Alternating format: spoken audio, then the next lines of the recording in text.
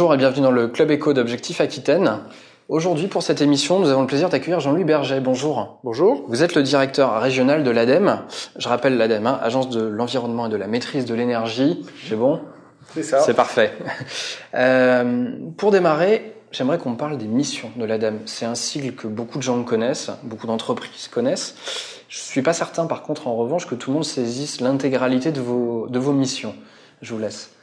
Alors l'ADEME est donc un établissement public de l'État sous la tutelle principale du ministère de l'Environnement.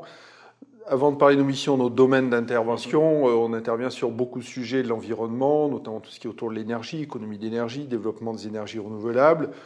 Il y inclut le transport, le développement du transport alternatif à la voiture solo, tout ce qui est lié à la gestion des déchets ou à la prévention, à la pollution de l'air intérieur ou extérieur. La pollution des sols, un petit peu le bruit, et puis tous les aspects transversaux, urbanisme, plan climat et autres. En clair, on s'occupe pas de déchets radioactifs, on s'occupe pas de nature et on s'occupe pas d'eau. Voilà. D'accord. Nos missions, alors on est beaucoup connu pour apporter des aides financières, peut-être qu'on y reviendra, mais on fait d'autres choses. On peut faire de l'accompagnement technique, avec ou sans aide financière d'ailleurs. On fait de la sensibilisation, de la formation, que ce soit des formations extra ou des formations en intra. On peut le faire pour des entreprises.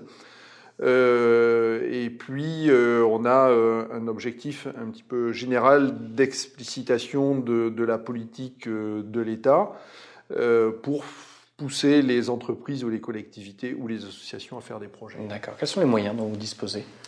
Alors, qui voulait d'ailleurs Alors les moyens à 98% sont des moyens qui nous sont donnés par les ministères, donc environnement, mais aussi recherche et logement. Voilà. Ensuite, on est à peu près 1000 globalement à l'ADEME, on est 21 en Aquitaine. Et on a des budgets. Alors au niveau régional, pendant 3 ans, on a eu à peu près 16 millions d'euros de budget. L'année dernière, on a fini à 24 millions. Et là, on démarre à 18. D'accord. On parle beaucoup ces dernières semaines de transition énergétique, ces derniers mois même d'ailleurs. Il y a un débat actuellement en France. Les Français peuvent y participer jusqu'en juillet, sauf erreur de ma part, un grand débat national. Donc, la transition énergétique, si je résume, c'est le passage vers des énergies renouvelables. Quel rôle joue l'ADEME dans ce débat ? Alors la transition énergétique, c'est plus que ça, on va pas parler de tout, mais en fait c'est un changement complet de société, c'est-à-dire que on est dans une société où on consomme beaucoup, on consomme de l'air, de l'eau, de l'énergie, des minerais, etc. Et il faut arriver à consommer beaucoup moins. Si on réduit sur la partie énergétique, effectivement, le débat sur la transition, c'est comment on fait d'abord des économies d'énergie, quelles que soient les énergies, et ensuite comment on développe les énergies renouvelables. Donc ça, c'est un sujet que l'ADEME, sur lequel l'ADEME travaille depuis 30 ans. Donc pour nous, c'est pas nouveau, même si l'actualité est plus prégnante aujourd'hui.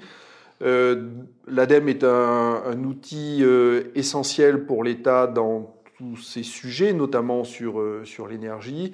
Et sur le débat de la transition énergétique, évidemment, l'ADEME a fait un certain nombre de propositions diverses et variées au niveau national. Et puis au niveau local, on est à côté de la région, qui est le chef de file de l'organisation des débats, et à côté de l'État aussi, pour y participer, pour apporter aussi notre pierre à l'édifice.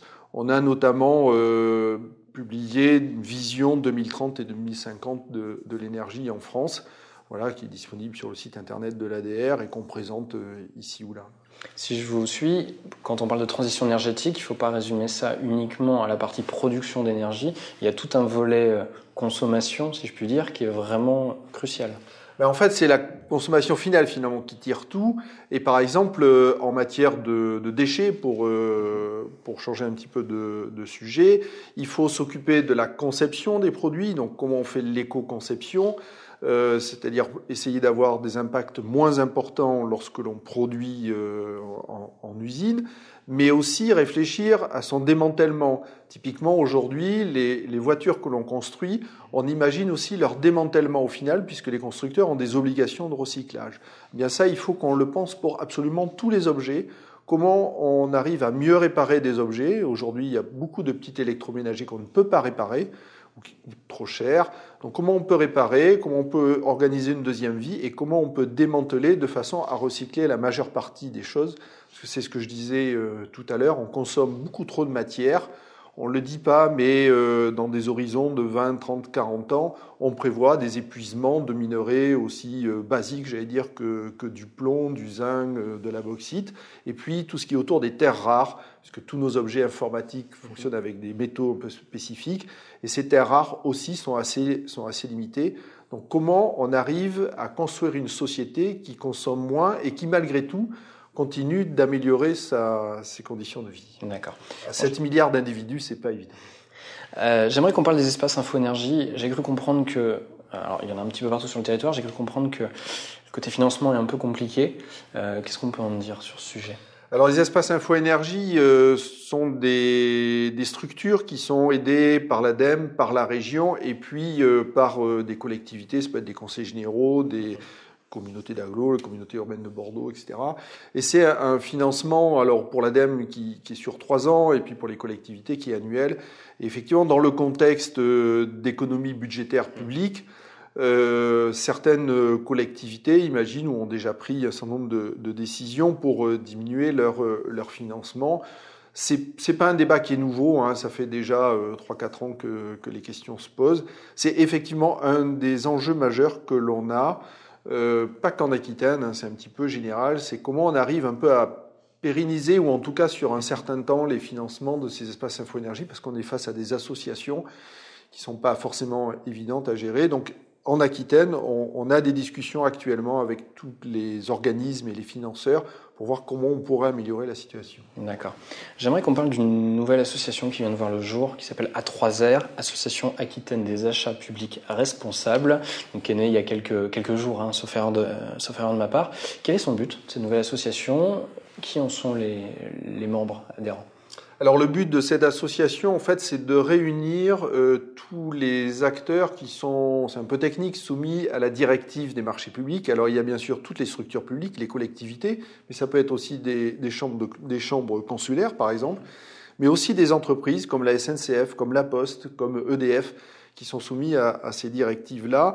Et l'idée, en fait, c'est d'avoir un réseau qui travaille, qui échange ensemble.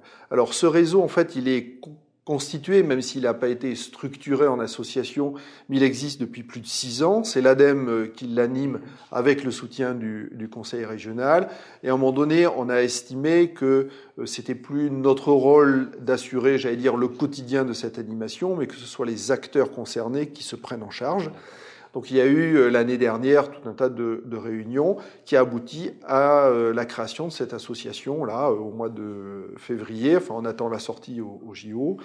Le président est M. Jubaud-Bregler, qui est conseiller municipal de Pau, également président d'un syndicat de traitement de déchets dans le Béarn. Le secrétaire est un conseiller général de Gironde, Hervé Gillet, et le trésorier est un représentant du groupe La Poste, du groupe régional La Poste. Et l'idée, c'est que il continue en fait ce qui se passe, c'est-à-dire des réunions régulières, des travaux sur des points particuliers. Et il faut dire que l'Aquitaine est particulièrement en pointe au niveau national sur ces sujets d'achat public. C'est le réseau, on va dire, le plus dynamique régional en France. Et il n'y a pas de raison que ça continue pas, et ça essaime aussi dans d'autres régions. D'accord. Pour conclure cette interview, on le disait tout à l'heure, l'ADEME a un rôle à jouer dans le financement des projets. J'aimerais qu'on aborde ce point précisément. Qui peut s'adresser à vous ? Quelles entreprises, par exemple ? Et quel type de projet financez-vous ? Alors, qui peut s'adresser à nous ? Ce sont les entreprises, les collectivités et les associations. Il n'y a aucune aide aux particuliers. Quel type ? Tous les types d'entreprises, de collectivités et d'associations, les grandes, les petites, les récentes et les plus anciennes. Là-dessus, il n'y a aucun critère. Sur quel type de projet ? Alors ça, c'est un petit peu plus compliqué. Il faut déjà que ce soit sur des domaines sur lesquels on intervient. C'est ce que je disais en début d'intervention. Et ensuite, c'est des projets... Alors, soit de construction de bâtiments un petit peu exemplaires, on fait un appel à projet pour ça, des projets d'économie d'énergie dans les entreprises, par exemple, de développement des énergies renouvelables, sachant qu'en Aquitaine, consacre beaucoup de temps et d'argent sur le bois, sur la géothermie profonde, sur le solaire thermique, mais sur la méthanisation aussi également, sur des projets de prévention ou de recyclage de déchets.